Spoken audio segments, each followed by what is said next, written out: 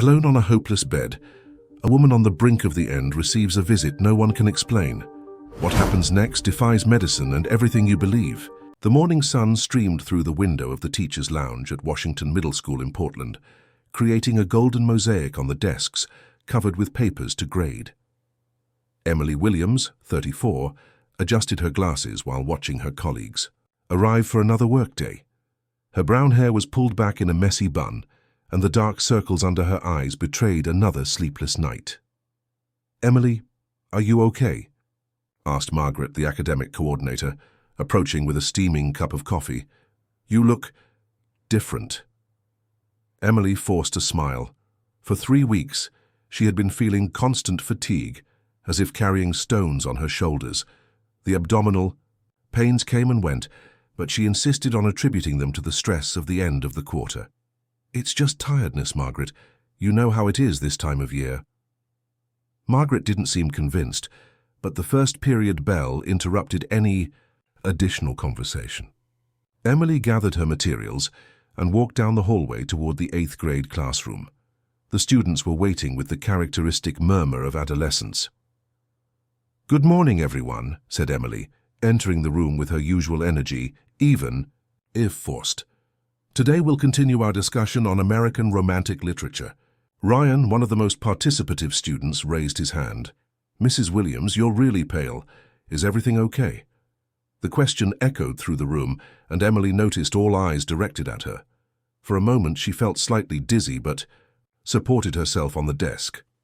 "I'm fine, Ryan. Thank you for your concern. Now let's open our books to page 42. The class proceeded normally, but Emily couldn't ignore the growing feeling of discomfort. During the break, she decided to call her husband, Frank. "Frank, I think I need to schedule a doctor's appointment," she said, whispering into the phone so her colleagues wouldn't hear. "Finally," Frank replied on the other end of the line. "I've been telling you that for weeks. You're not well, Emily. I'll call Dr. Sanders now and schedule an appointment for this afternoon." Frank Martin, a 36-year-old civil engineer, was a practical and straightforward man. Married for 8 years, he knew Emily well enough to recognize when her stubbornness in ignoring symptoms had reached its limit. At 5 in the afternoon, Emily was sitting in the waiting room of the doctor's office, flipping through a magazine without paying attention to the pages.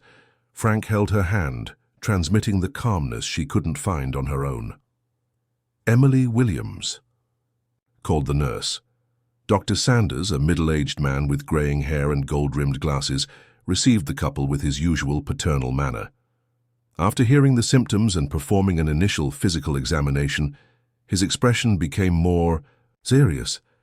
"Emily, I'm going to request some tests. I want to rule out some possibilities," he said, scribbling on his prescription pad. "Complete blood count, abdominal ultrasound, and some tumor markers." The word tumor echoed in the office, like thunder on a clear day. Frank squeezed Emily's hand more tightly. "Doctor, do you suspect something serious?" asked Frank, trying to keep his voice steady. "These are just precautions, Frank. Let's wait for the results before drawing any conclusions." On the way back, home silence dominated the car interior. Emily looked out the window, watching life follow its normal course on the streets of Portland. People walked hurriedly, children played in the parks. The world continued turning while a storm of uncertainties formed in her chest. "Everything will be all right," whispered Frank, breaking the silence. Emily nodded, but deep in her heart, voice whispered that her life was about to change forever. That night, she remained awake, staring at the bedroom ceiling while Frank slept beside her. Not knowing yet, she was just days away from receiving news that would shake all her certainties and lead her to an encounter that would change not only her life, but also her understanding of the mysteries of existence. If this story interested you, don't forget to subscribe to our channel and hit like. Tell us what city you're watching from. We'll continue. A week passed like an eternity. Emily tried to maintain a normal routine, but each morning at school seemed more challenging than the previous one. Students noticed her distraction, colleagues whispered concerns in the hallways, and Frank couldn't disguise the anxiety that grew with each day. On Thursday, the phone rang during dinner. Frank answered, and by the formal tone of the voice on the other end of the line, Emily immediately knew it was the test results. "Dr. Sanders wants to see us tomorrow at 2 in the afternoon," said Frank, hanging up the phone. His voice was hoarser than usual. "Did the results come in?" asked Emily, putting her fork aside. She could no longer pretend she was eating. "He said he prefers to talk in person." That night, neither of them could sleep. Frank tossed and turned while Emily remained motionless, pretending to sleep so as not to worry him even more. At 3 in the morning, she got up and went to the window. The street was quiet, illuminated only by yellowish street lamps. A strange sensation invaded her, as if something were watching her back. But when she looked more carefully, she saw nothing beyond the familiar shadows. At school. The next morning, Emily asked to leave early. Margaret didn't ask questions, just hugged her unnecessarily tight. "Whatever you need, I'm here," said the coordinator, and Emily noticed tears in her eyes. Dr. Sanders' office had never seemed so small. The white walls seemed to close in on them as the doctor organized the papers on his desk. Frank held Emily's hand so tightly she could feel his nails digging into her skin. "The results have arrived," began Dr. Sanders, removing his glasses and nervously cleaning them. "Emily, you have an abdominal tumor. The markers indicate it's malignant and, unfortunately, already at an advanced stage." The world stopped. Emily heard the words, but it was as if they came from very far away, distorted, unreal. Frank released her hand and ran his fingers through his hair, a gesture she recognized as contained despair. "What's the next step?" asked Frank, his voice barely audible. "We need to start treatment immediately. Aggressive chemotherapy and, depending on the response, surgery. I'll refer you to St. Luke's Regional Hospital. Dr. Henry Adams is one of the best oncologists in the Pacific Northwest." Oncologist. The word echoed in Emily's mind like a distant echo. She thought of her students, her classes, all the plans she had made for the future. Everything seemed to crumble at once. "How long?" asked Emily, finally finding her voice. "Doctor." Sanders hesitated. "With proper treatment, we can gain significant time. We'll fight, Emily. You're young, strong." On the way home, Frank stopped the car at a lookout point that overlooked the entire city of Portland. They stayed there in silence, watching the lights that began to turn on with the dusk. "We'll beat this together," said Frank, finally breaking the silence. Emily nodded, but felt as if she were observing another person's life, as if she were merely a spectator of her own tragedy. That night she called her sister Hannah, who lived in New York. Through tears and broken voice, she told her everything. Hannah promised to come to Portland the next day. "You're not alone in this, Em. You never were." After hanging up, Emily sat on the back porch of her house. The garden she cared for so much looked different in the moonlight. The flowers seemed more fragile, the trees darker. She closed her eyes and, for a moment, had the strange sensation that someone was sitting beside her, a soft and comforting presence. When she opened her eyes, there was no one there. But the sensation remained, like a whisper of hope in the midst of the storm that was approaching. The next day she would begin a journey that would test not only her physical strength, but also her faith in life and the mysteries she still couldn't comprehend. St. Luke's Regional Hospital was an imposing 12-story building that rose in downtown Portland like a white fortress against the gray August sky. Emily held Frank's hand as they walked down the long corridors toward Dr. Henry Adams' office. The characteristic smell of disinfectant mixed with artificial flowers reminded her of her grandmother, who had spent her last years frequenting places like this. Hannah had arrived from New York the night before and now walked beside her sister, carrying a bag full of books and magazines. At 38, Hannah was 2 years older than Emily and had inherited their mother's iron determination. She worked as a lawyer and had the gift of transforming any chaotic situation into something organized and controllable. "Dr. Adams has an excellent reputation," said Hannah, flipping through a folder with research she had done on oncology. "Graduated from Harvard, specialized in France, success rates above the national average." Frank smiled for the first time in days. "Your sister transformed our living room into a medical command center. She has charts, statistics, even a treatment schedule." "Information is power," replied Hannah, adjusting her glasses. The more we know about what we're facing, the better. Dr. Henry Adams was a tall man with grey hair and gentle manners that immediately inspired confidence. His office was decorated with landscape photographs and had a privileged view of the city. "Emily, I've analyzed all your tests," he said, sitting behind his desk. "I won't lie to you. It's a complex case, but not impossible. We'll start with 6 cycles of chemotherapy. The protocol is intensive, but we've seen good results in similar cases." "What are the side effects?" asked Hannah, with her pen ready to note everything down. "Nausea, fatigue, hair loss, taste, changes. Each body reacts differently, but we'll monitor closely and adjust as necessary." Emily heard the technical explanations, but her mind wandered. She looked out the window and watched the tiny people walking on the streets below. It seemed surreal to be there, discussing her own life as if it were a mathematical problem to be solved. "Emily?" Dr. Adams's voice brought her back. "Do you have any questions? When do we start?" "Next Monday. I'll admit you for 3 days for the first cycle, then we can do the next ones on an outpatient basis, depending on how you respond." On Saturday, Emily insisted on going to school to say goodbye to her students. She had told only Margaret about the diagnosis, asking for discretion. In the 8th grade classroom, her students greeted her with their usual affection. "Everyone." "I need to be absent for a while," she said, trying to keep her voice steady. "I have some health issues to resolve, but I want you to continue studying with the same dedication." Ryan, always the most observant, frowned. "Teacher, when will you be back?" "I don't know yet, Ryan, but I promise that when I return, we'll have a lot to talk about literature." That night at home, Emily cut her own hair. Frank tried to dissuade her, but she insisted.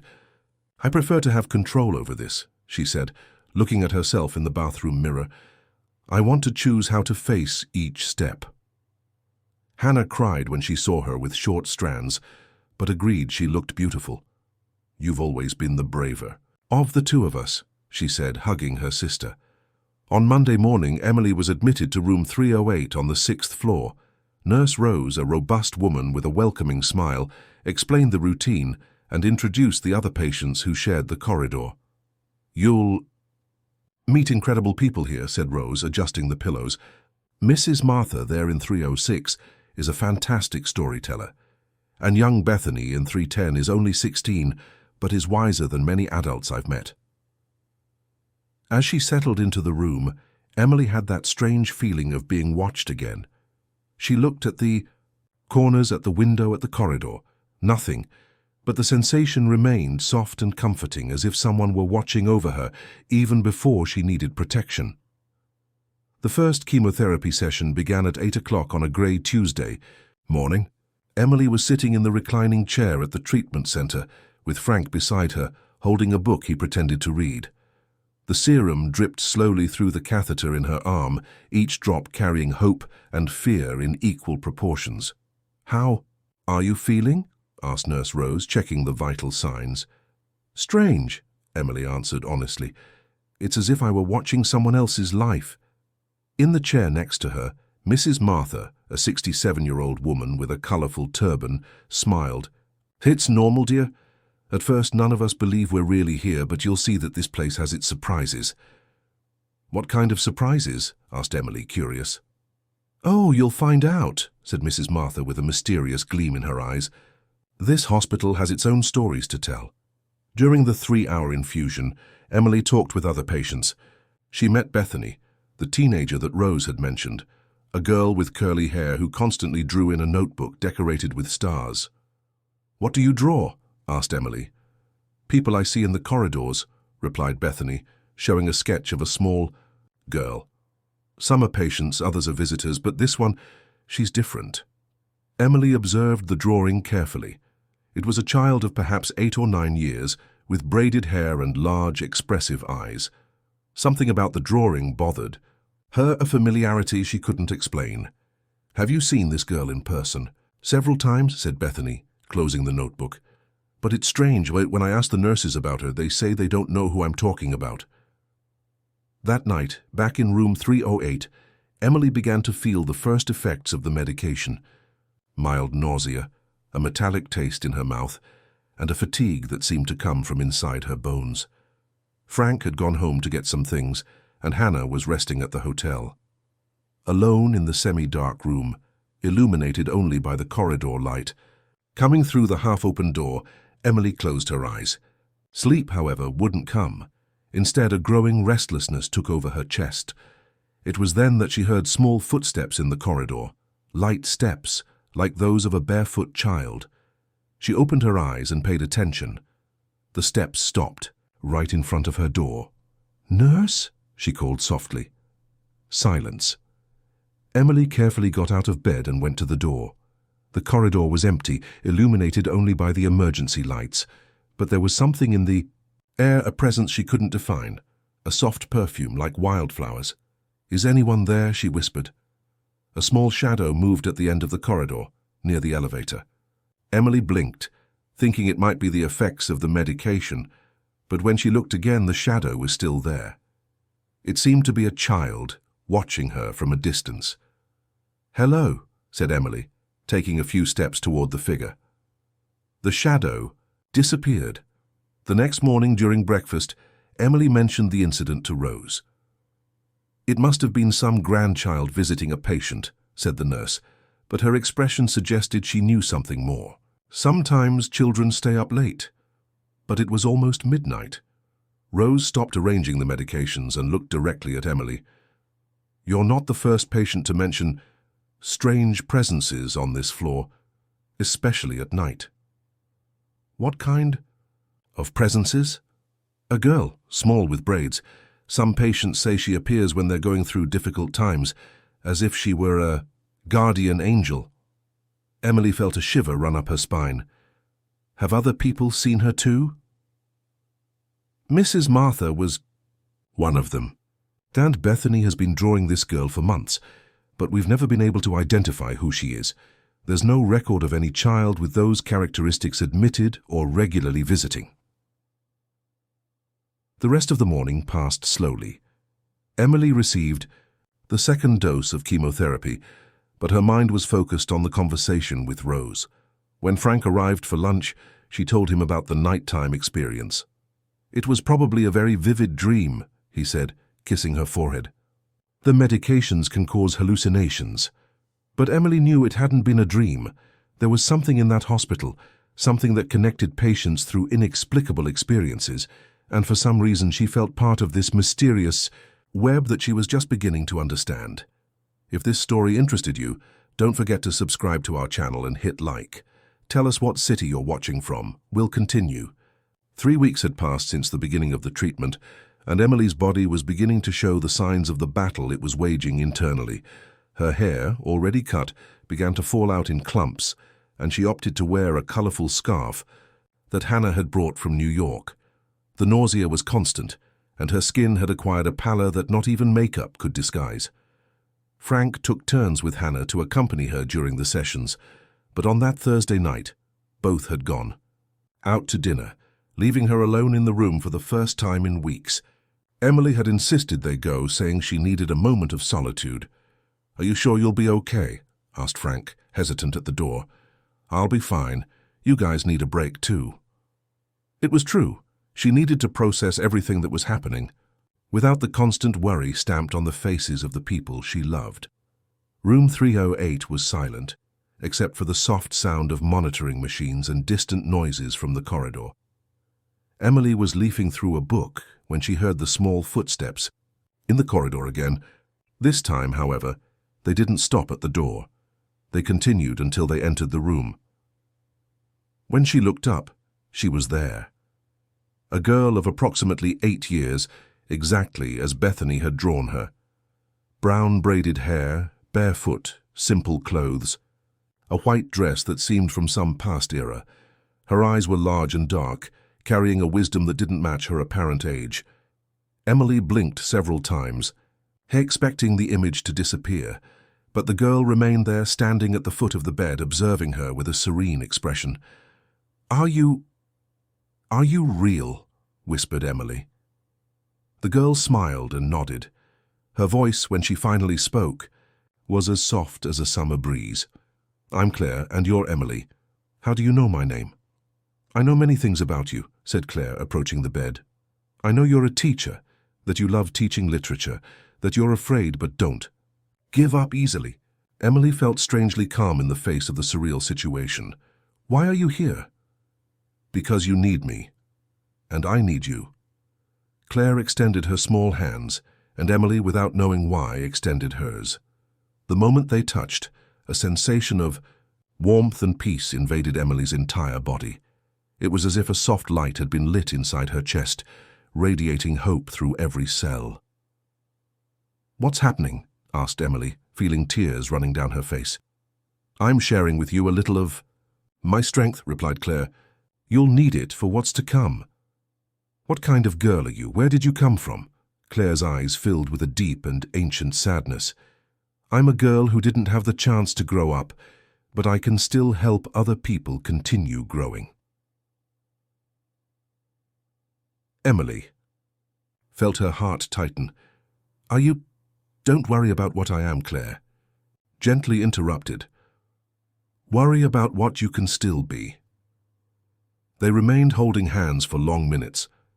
Emily felt renewed energy flowing through the touch, as if her strength was being restored by some invisible source.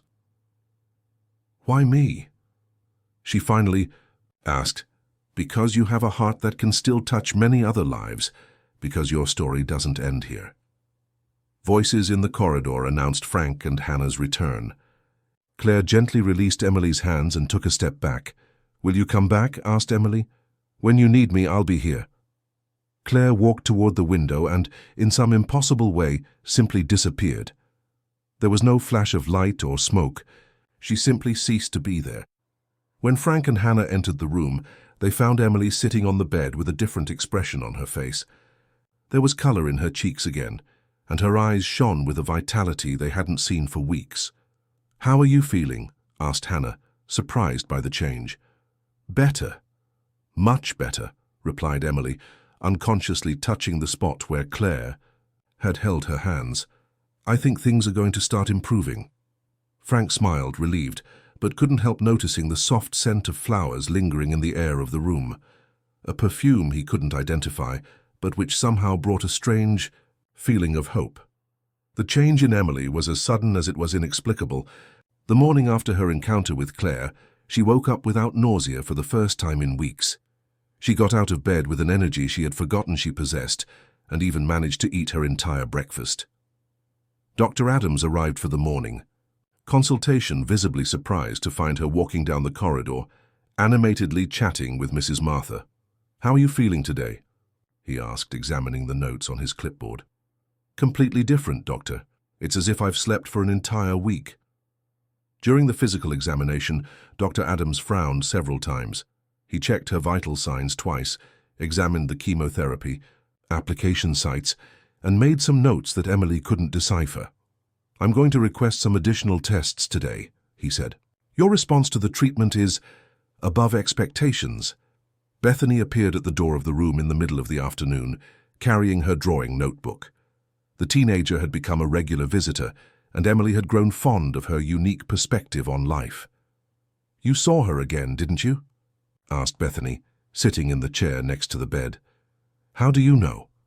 You have the same expression that Mrs. Martha had a few months ago, after spending an entire night talking with the mysterious girl.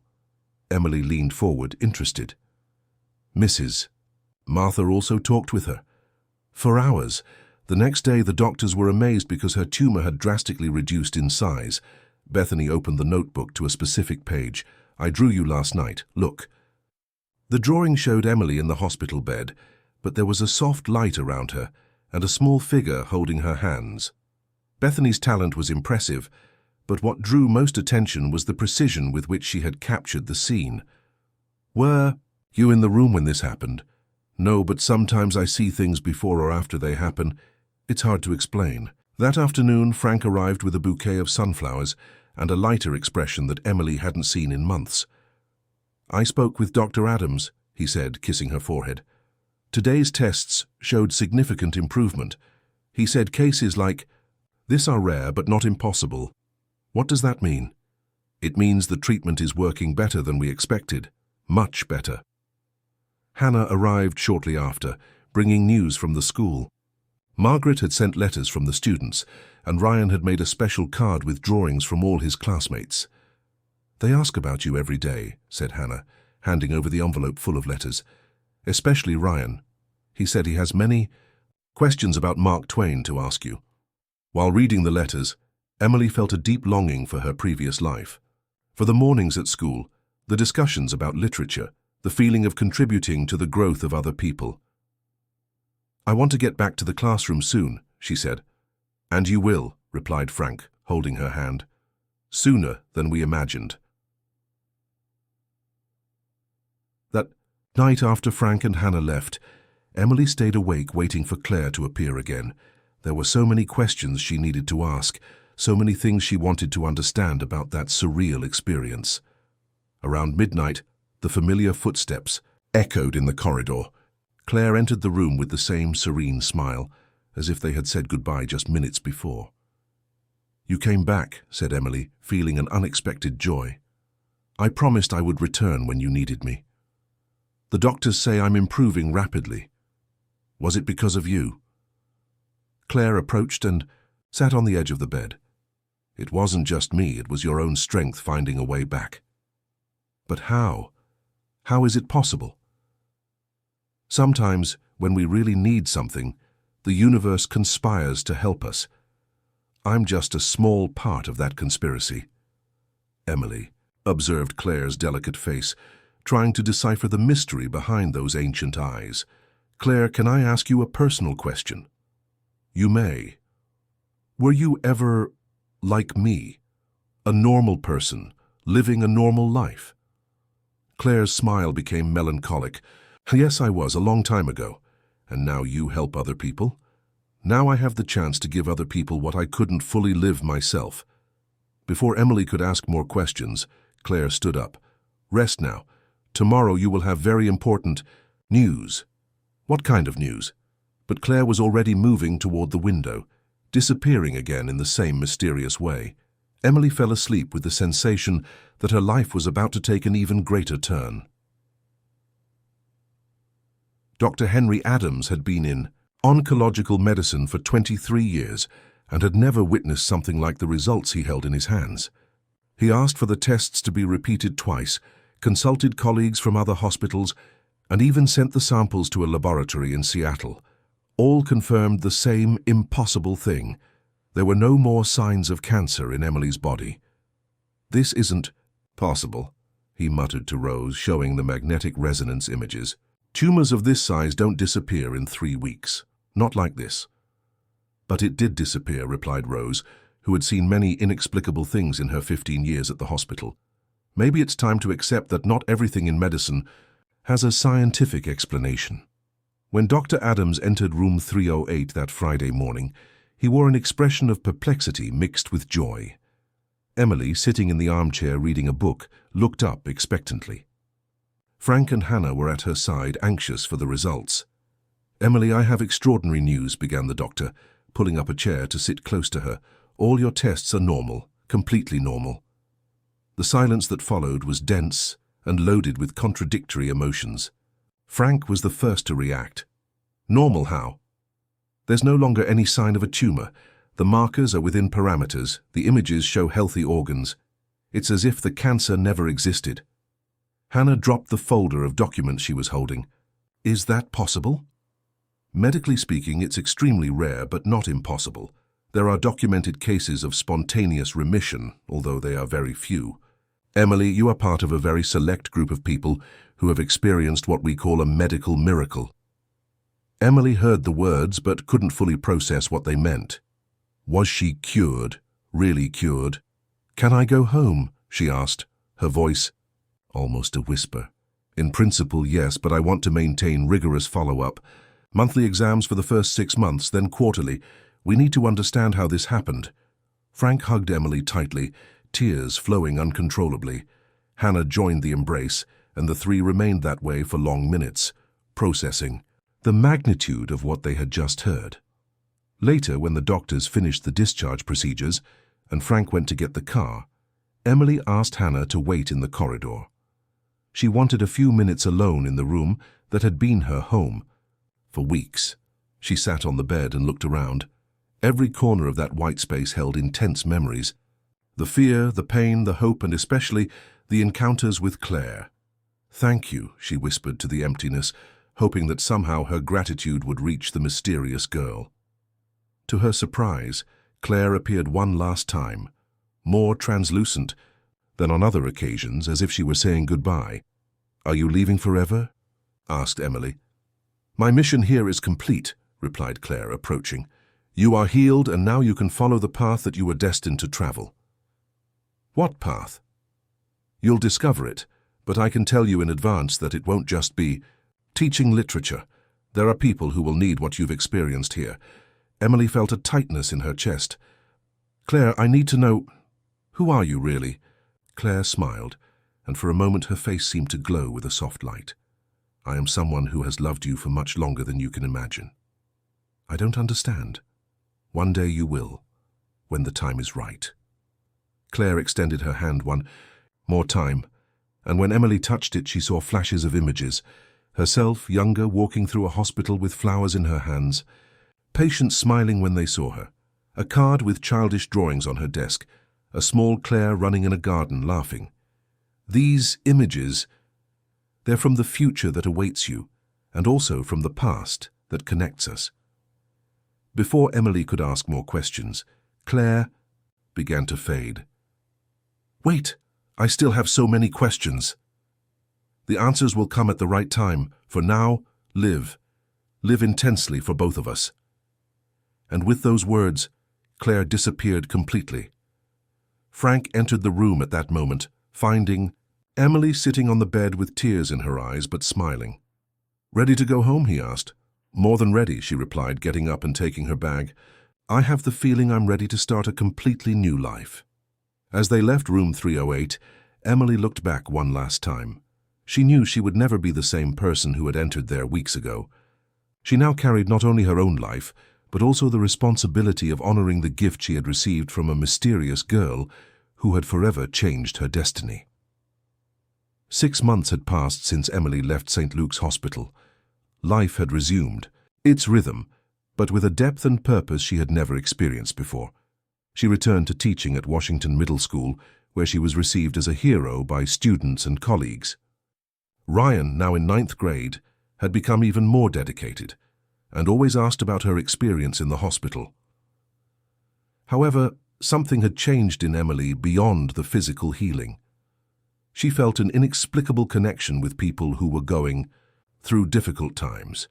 She began visiting hospitals on weekends, bringing books and stories to patients. It wasn't formal therapy, just presence, listening, care.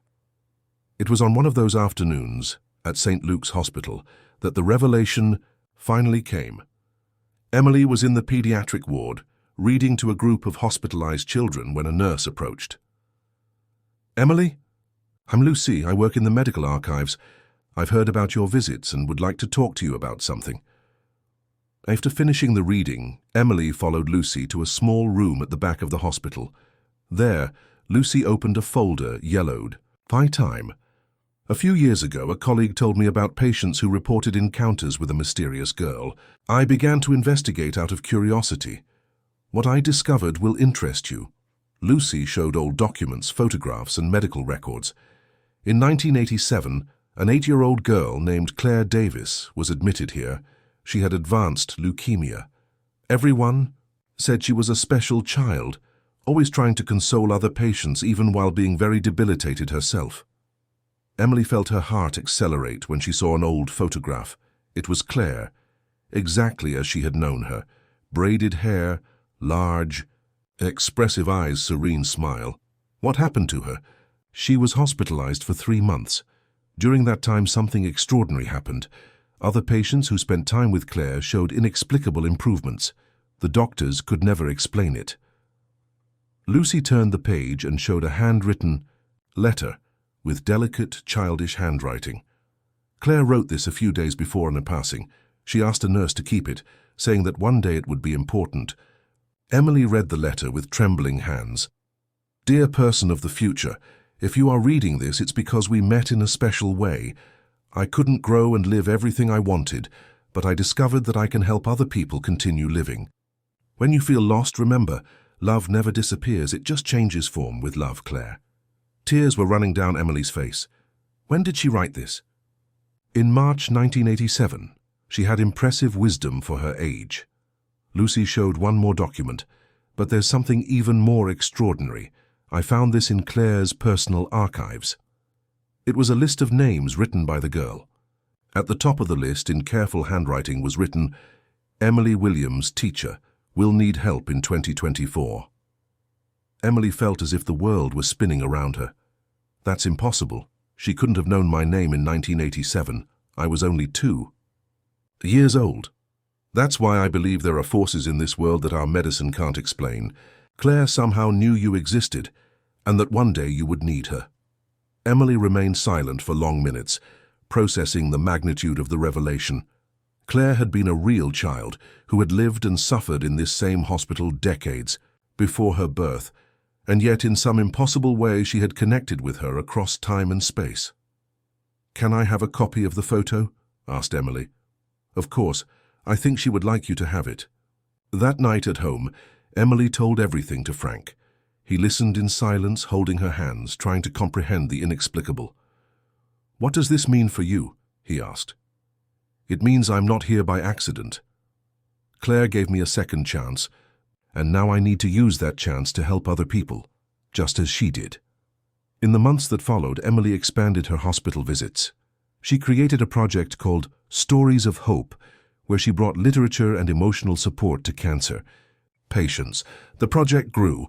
Other volunteers joined, and soon there were groups in different hospitals in the city. In each person she helped, Emily felt the subtle presence of Claire. She no longer saw her physically, but knew she was there somehow, continuing her mission. Through her. A year later, during a recognition ceremony for the project, Emily received a letter from a former patient. "Dear Emily, when you appeared in my room that difficult night, I felt as if an angel had come to visit me. Your presence gave me strength to continue fighting. Today I am cured and work as a volunteer in another hospital, trying to be for other people what you were for me. Love really never disappears, it just changes form." Emily smiled, keeping the letter together with Claire's photograph. She understood now that some connections transcend time, space, and even life as we know it. Claire had been her savior, but also her teacher, showing her that the true meaning of existence is in using our experiences to illuminate the path of others. That night, looking at the stars through her bedroom window, Emily whispered to the sky, "Thank you, Claire. For everything, I promise to continue our mission." And somewhere between heaven and memory, an 8-year-old girl smiled, knowing that her light would continue shining through all the lives that Emily would touch from then on. If this story interested you, don't forget to subscribe to our channel and hit like. Tell us what city you're